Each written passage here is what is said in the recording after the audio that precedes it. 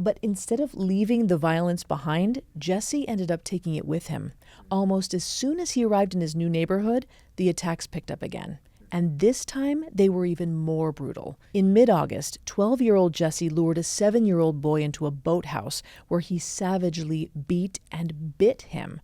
Then just a few weeks later, he cornered a 6-year-old in an isolated spot near a train bridge and stabbed him.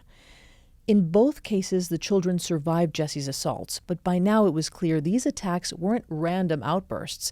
They were evolving.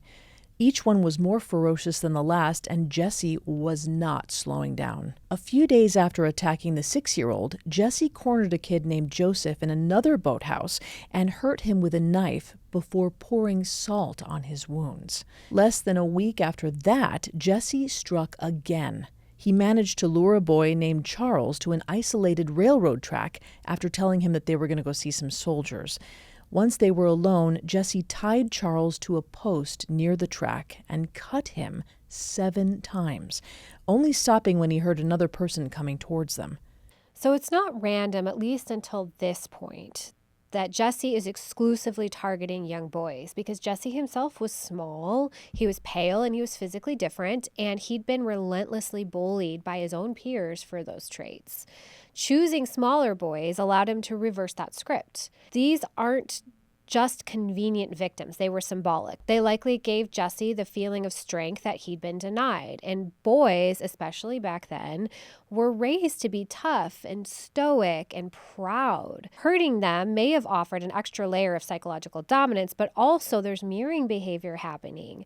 Many child offenders, especially those with early trauma, will recreate aspects of their own abuse. So there's always the possibility that Jesse was acting out of power imbalance that he experienced with his own father and also with his peers. But his continued escalation of behavior is getting more gruesome. It's getting sadistic.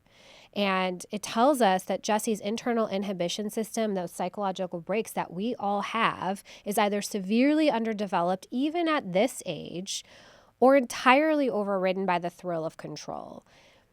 And at this point, he let each of his victims go and still got away with it. That's reinforcing this even more. Overall, the escalation and the attacks themselves indicate that Jesse is losing the ability to separate thought from action.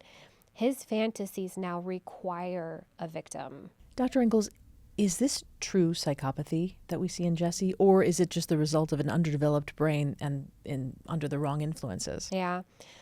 Well, it seems like it's likely both, but let's start with psychopathy. Clinically, that's characterized by traits like shallow affect, lack of empathy, lack of remorse, manipulation, deceitfulness, callousness. Those are the hallmark traits. Of course, there's more. But we use tools as psychologists to assess for those traits in clinical or forensic settings. But in children, it gets murkier because the brain's still developing.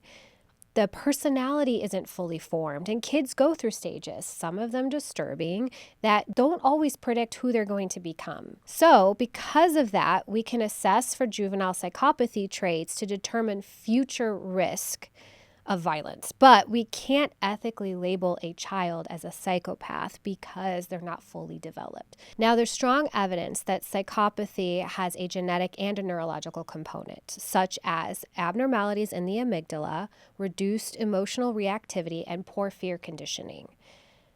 But the environment shapes expression. You can have the wiring for psychopathy or the lack of wiring, but without the right fuel, and in Jesse's case, that would be trauma, neglect, lack of intervention, it is possible it will never progress. So that's the key difference between psychopathy and developmental immaturity, because most kids with undeveloped empathy eventually grow out of it, especially if they're given love, if they're given structure, boundaries, and consequences. Jesse didn't outgrow his cruelty. He grew into it. He escalated, and that's what sets him apart.